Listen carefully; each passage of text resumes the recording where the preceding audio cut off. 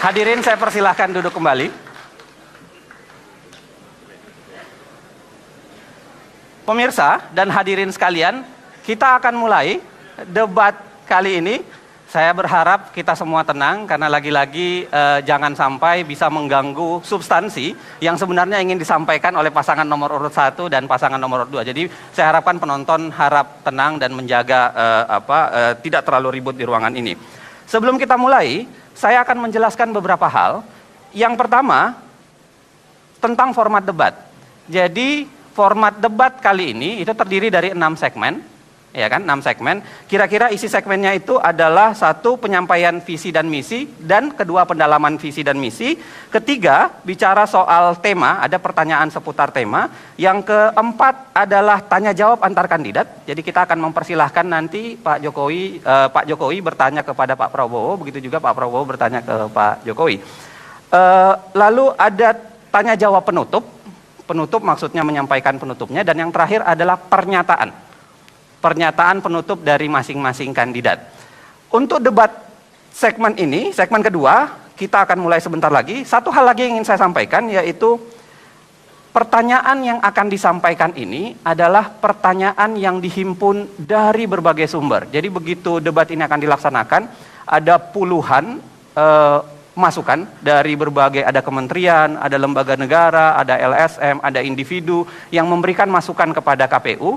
Lalu KPU mengundang ada tim ahli untuk memperbincangkan soal pertanyaan dan memformulasi tema. Saya bersama mereka kemudian memformulasi pertanyaan, dan karenanya saya berharap pertanyaan yang disampaikan ini bukan pertanyaan saya individual, tetapi pertanyaan dari rakyat Indonesia kepada kandidat calon presiden dan wakil presidennya. Itu yang kedua. Yang ketiga, khusus berkaitan dengan tema segmen kali ini, kita akan memperdebatkannya dengan cara kira-kira begini. Caranya adalah saya akan memberikan satu komentar singkat, yang itu adalah menggali visi dan misi yang akan Anda sampaikan, dengan waktu yang kemudian akan diatur kira-kira sekitar 6 menit. 6 menit waktu untuk pasangan nomor 1 dan pasangan nomor 2. Pasangan nomor 1 sudah bersiap?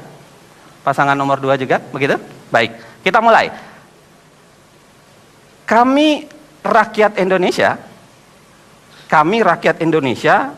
ingin tahu apa pandangan Anda tentang agenda yang Anda anggap paling penting, paling utama, dan paling menjadi unggulan untuk dilaksanakan dalam kaitan dengan tema kita hari ini, yaitu pembangunan demokrasi, pemerintahan yang bersih, dan negara hukum. Saya mulai dari pasangan calon nomor urut 1. Ada waktu 6 menit untuk Pak Prabowo dan Hatta Rajasa. Saya persilahkan, kita mulai dari sekarang. Terima kasih. Bismillahirrahmanirrahim. Assalamualaikum warahmatullahi wabarakatuh. Salam sejahtera bagi kita sekalian. Shalom, Om Swastiastu. Saudara-saudara yang saya hormati, terutama Saudara Joko Widodo, calon Presiden Republik Indonesia dari pasangan nomor 2. Yang saya hormati Bapak Muhammad Yusuf Kalla, calon Wakil Presiden Republik Indonesia, pasangan nomor 2. Saudara moderator, saudara-saudara sekalian yang saya hormati, saudara-saudaraku sebangsa dan setanah air dimanapun Anda berada pada malam hari ini. Terima kasih atas kehormatan dan kesempatan kepada kami, Prabowo Subianto dan Hatta Rajasa, untuk menyampaikan beberapa pikiran kami tentang pembangunan demokrasi, pemerintahan yang bersih, dan kepastian hukum. Bagi kami, demokrasi adalah hal yang harus kita perbaiki, pertahankan, dan kembangkan terus. Karena demokrasi adalah cita-cita pendiri bangsa kita.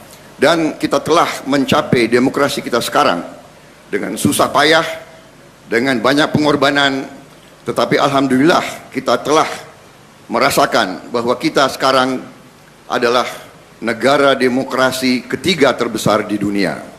Saudara-saudara sekalian, demokrasi yang kita miliki kita rasakan masih banyak kekurangan. Kita sendiri melihat bahwa demokrasi ini memerlukan budaya demokrasi. Kita butuh pendidikan politik. Rakyat kita sebagian besar baru merasakan punya hak politik untuk ikut pemilihan umum, tetapi kadang-kadang belum merasakan betapa pentingnya hak politik itu tersebut dilaksanakan dengan penuh pendidikan, penuh pencerahan, dan penuh rasa tanggung jawab. Mengenai pemerintah yang bersih, pemerintah yang bersih sama dengan demokrasi adalah syarat mutlak bagi tujuan akhir kita, yaitu Indonesia yang berdaulat, bersatu, adil, makmur, dan yang bisa memberi kesejahteraan pada rakyat Indonesia. Demokrasi bagi kami adalah alat. Demokrasi adalah tangga menuju cita-cita kita, yaitu Indonesia yang kuat dan sejahtera. Kita ingin demokrasi yang produktif, bukan demokrasi yang destruktif. Kita ingin demokrasi yang bisa membawa kemakmuran kepada rakyat Indonesia. Untuk itu, pemerintah yang bersih dari korupsi adalah syarat mutlak untuk mencapai ini. Kemudian yang ketiga, kepastian hukum. Kepastian hukum adalah jaminan bagi negara untuk memberi rasa aman bagi seluruh warga negaranya.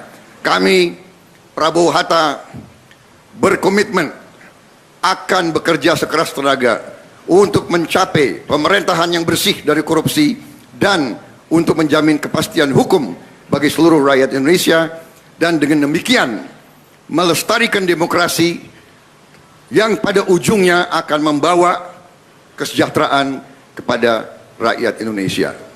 Terima kasih. Pak Prabowo, Anda masih punya waktu sekitar 2 menit 30 detik. Mau ditambahkan oleh Pak Hatta? Ya, saya menambahkan ada waktu 2 menit.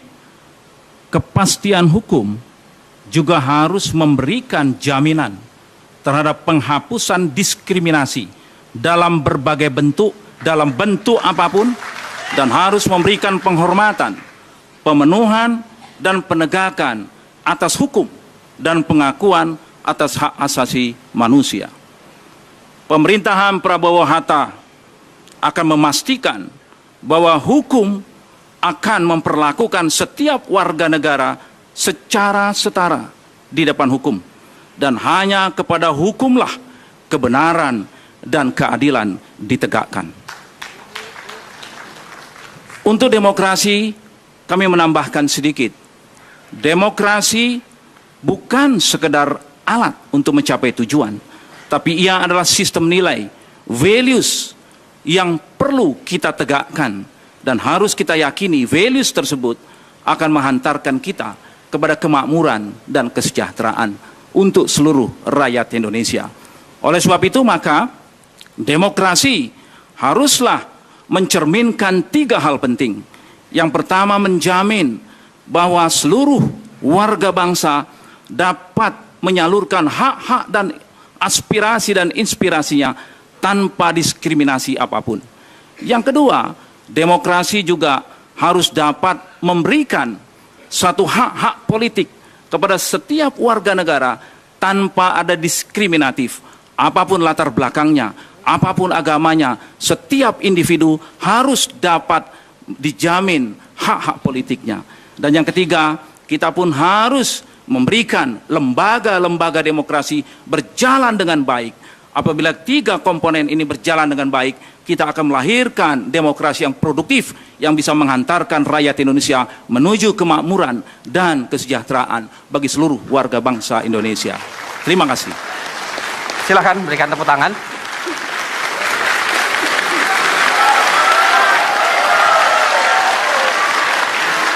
Bapak Ibu sekalian, lagi-lagi saya ingatkan, tolong jangan bertepuk tangan ketika sedang di tengah para kandidat sedang berbicara, karena kami semua khawatir, karena bukan hanya Anda yang berada di ruangan ini, pemirsa yang ada di seluruh pelosok negeri juga mau mendengarkan sesungguhnya, dan jangan sampai tepuk tangan Anda itu malah mengurangi substansi yang ingin beliau-beliau ini sampaikan. Jadi saya mohon, nanti kemudian insya Allah saya akan persilahkan Anda untuk bertepuk tangan selalu di akhir ketika pembicaraan sudah selesai. Begitu ya, saya minta kesepakatan Anda sekali lagi.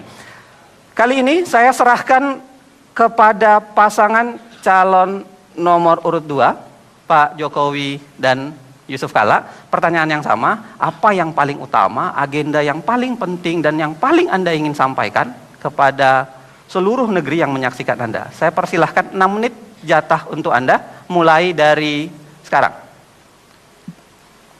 Assalamualaikum warahmatullahi wabarakatuh. Selamat malam, salam sejahtera bagi kita semua. Yang saya hormati Bapak Prabowo Subianto, yang saya hormati Bapak Hatta Rajasa, Ibu Bapak sekalian, saudara-saudara sekalian, saudara-saudaraku sebangsa dan setanah air. Republik ini adalah milik kita semuanya. Harapan rakyat ingin hidup lebih baik, ingin lebih sejahtera. Demokrasi menurut kami adalah mendengar suara rakyat dan melaksanakannya. Oleh sebab itu, kenapa setiap hari kami datang ke kampung-kampung, datang ke pasar-pasar, datang ke bantaran sungai, datang ke petani, datang ke tempat pelelangan ikan, karena kami ingin mendengar suara rakyat. Dengan cara apa? Dengan cara dialog. Pak JK, saya kira sudah banyak menyelesaikan konflik dengan cara dialog, untuk musyawarah, untuk sebuah kemanfaatan bagi rakyat banyak. Penyelesaian Tanah Abang, Waduk Pluit juga kita selesaikan dengan cara dialog. Bermusyawarah, mengundang makan, mengajak musyawarah, mengundang makan, mengajak musyawarah, kemudian menemukan manfaat bagi perpindahan itu. Kemudian yang kedua, pemerintahan yang bersih. Pemerintahan yang bersih bisa dilakukan apabila ada 2 hal. Pembangunan sistem. Sistem yang seperti apa? Telah kita lakukan dan telah kita buktikan, baik waktu kami jadi wali kota maupun jadi gubernur. E-budgeting, e-procurement, e-purchasing, e-katalog, e-audit, pajak online, IMB online, cara-cara seperti itulah yang saya kira kita perlukan dan bisa dinasionalkan. Semua daerah bisa, nasional bisa melakukan ini. Apabila Jokowi dan JK diberi amanah oleh rakyat untuk memegang pemerintahan ini. Yang kedua, setelah pembangunan sistem adalah pola rekrutmen yang benar. Dengan cara apa? Dengan seleksi dan promosi terbuka. Semua terseleksi dengan baik. Sehingga yang memegang pimpinan-pimpinan, baik di kementerian, baik di kedirjenan, baik di lembaga-lembaga, juga melalui sebuah pola rekrutmen, promosi dan seleksi yang terbuka. Tidak karena kedekatan, tidak karena senang dan tidak senang. Untuk selanjutnya, saya persilakan Bapak Yusuf Kalla. Terima kasih Bapak Jokowi dan para hadirin sebangsa dan tanah air. Kita bicara tentang kepastian hukum. Negara kita adalah negara hukum. Itu bunyi pasal 1 Undang-Undang Dasar 45. Artinya siapapun di antara kita harus taat dan memastikan bahwa semua orang memenuhi aturan dan ketentuan hukum. Salah satu syarat tentang kepastian hukum ialah kita menghormati sesama manusia. Kita harus melaksanakan hak-hak asasi manusia. Karena manusialah yang diperlakukan kepastian hukum itu. Tanpa penghormatan, tanpa pelaksanaan hak asasi manusia, tidak ada di antara kita yang dapat melaksanakan kepastian hukum itu dengan benar.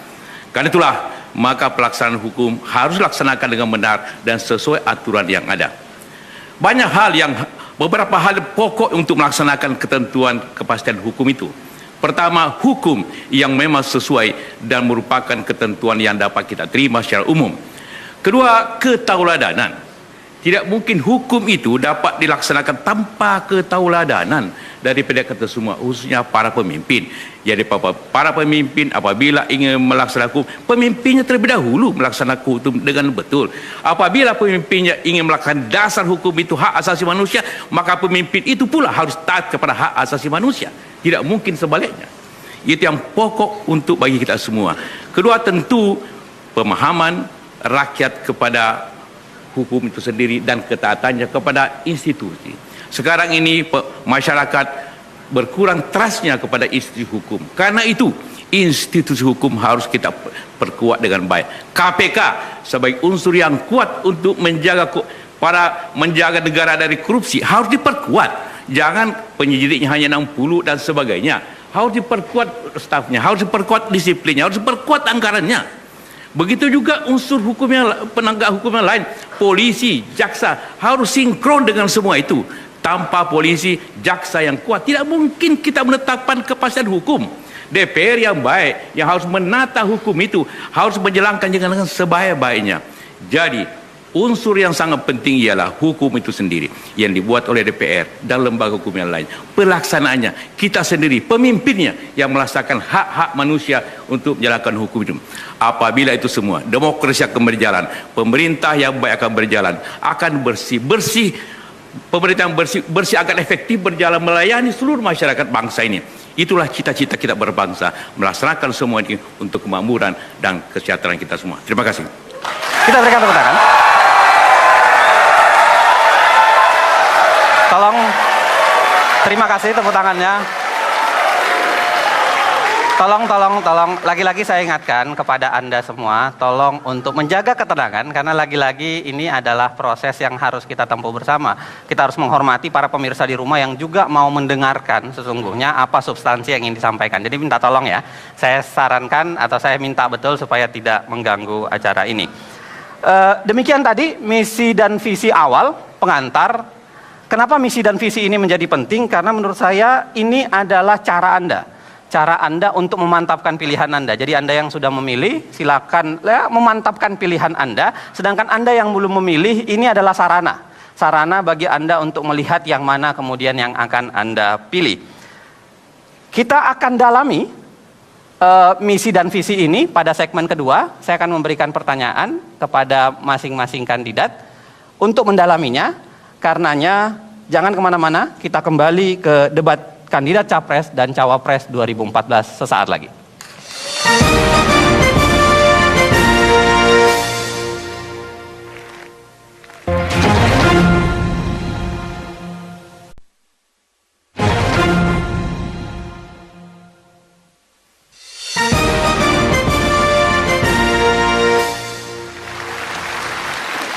Hadirin dan pemirsa, kita lanjutkan debat. Kita kembali ke debat calon presiden, Capres dan Cawapres 2014 untuk menceritakan atau menggambarkan kepada kita semua visi dan misi mereka perihal pembangunan demokrasi, pemerintahan yang bersih, dan penegakan hukum. Saya ingatkan kepada pemirsa yang ada di rumah, kami memang memberikan peraturan yang jelas bahwa jangan sampai ada tepuk tangan di saat ketika mereka sedang berbicara. Kenapa begitu? Karena ini untuk menghormati pemirsa yang di rumah, agar pemirsa yang di rumah bisa mendapatkan substansi yang sesungguhnya ingin disampaikan oleh kedua pasangan. Saya akan mulai segmen kedua. Segmen kedua ini adalah pertanyaan yang terkait dengan visi dan misi yang Bapak-Bapak sudah sampaikan tadi. Akan saya berikan satu pertanyaan, yang itu akan saya mulai dengan pertanyaan pasangan nomor urut 2 dulu. Jadi satu pertanyaan untuk pasangan nomor urut 2 dan satu pertanyaan untuk pasangan nomor urut 1. Kita mulai ya, Pak Jokowi dan Pak Yusuf Kalla. Pertanyaan untuk Bapak dalam kaitan dengan visi dan misi yang tadi Bapak sampaikan begini. Tolong disimak.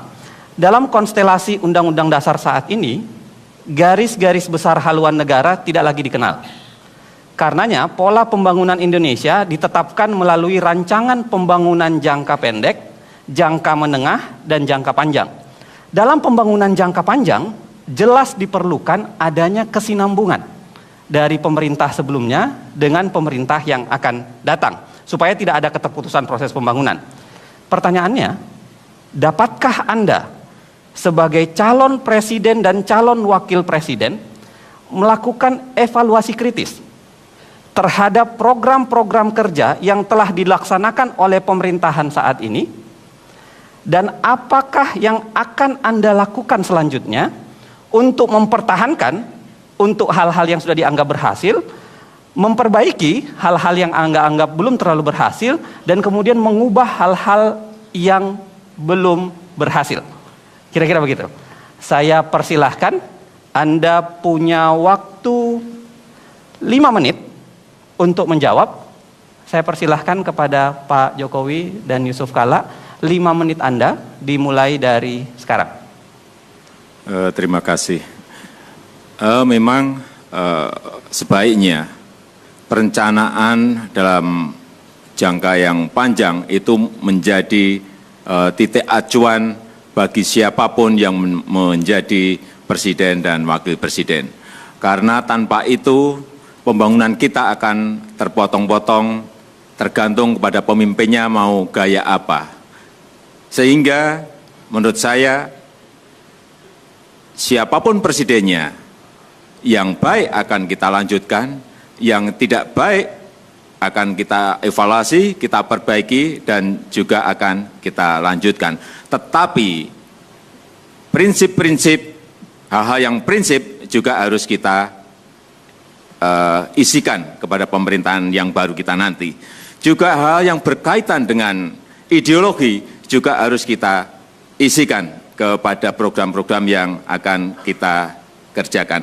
Artinya kita tidak ingin meninggalkan rencana jangka panjang, rencana jangka menengah yang sudah ada, karena itu adalah sebuah haluan, sebuah titik akhir yang nantinya akan dituju oleh bangsa dan negara ini. Tetapi hal-hal yang berkaitan dengan ideologi, hal-hal yang berkaitan dengan prinsip tetap akan kita masukkan ke dalam program-program pemerintahan baru kita.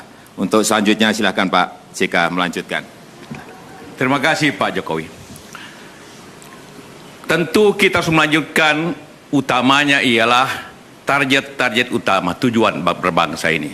Dan prinsip-prinsip utama, melaksanakan pemerintah dengan demokratis, melaksanakan pemerintah yang bersifat otonomi, melaksanakan perintah yang memberikan kepercayaan kepada masyarakat, melaksanakan pemerintah yang taat hukum. Dalam hal-hal kebijakan yang menyangkut 5 tahunan, tentu pemerintah yang melaksanakan tugas itu mengevaluasi tiap 5 tahun program-program itu. Contohnya adalah pada dewasa ini, ekonomi kita merosot, defisit banyak, anggaran kita tidak berfungsi dengan betul, maka tentu produksi minyak kita semua turun. Karena itulah pemerintah yang akan datang harus memperbaiki kebijakan itu. Tanpa itu negara tidak bisa berkembang. Kalau pada dewasa ini, sebelumnya pertumbuhan kita 7%, sekarang menurun 5%, semua itu harus dikoreksi sehingga mencapai pertumbuhan yang lebih baik lagi. Efisiensi pemerintah yang tidak lebih mementingkan rutin dan tinggi yang tidak penting, itu harus reformasi. Karena itulah bagian kita untuk mencapai tujuan. Tanpa reformasi yang baik, begitu juga sistem pembinaan semangat kita, sehingga kita sebut revolusi mental, kadang harus dirubah. Baik sistem pendidikan, baik sistem semangat, bagaimana hukum, jangan banyak korupsi, harus tegas semuanya. Hal-hal itulah tugas pemerintah yang akan datang untuk melaksanakan, bahwa itu membutuhkan koreksi, harus, karena pemerintah dibentuk untuk membuat perubahan. Tanpa pemerintah yang buat perubahan, bukan pemerintah yang baik untuk mencapai tujuan itu. Namun prinsip pokok tetap dijaga. Prinsip pokok tujuan, prinsip pokok asasi, prinsip pelaksanaan hukum, prinsip pokok bagaimana berotonomi, memberikan kewenangan yang baik kepada daerah, karena daerah lah yang harus memutuskan itu. Bagaimana desa harus dibangun yang baik, karena desa lah yang menjadi sumber dana kita semua. Bagaimana usaha kecil harus diberikan keutamaan, karena usaha kecil lah menjadi inti dari pokok permasalahan kesejahteraan rakyat ini. Tanpa itu semua, maka kita tidak bisa mencapai pemerintah yang bersih. Bagaimana efektifnya?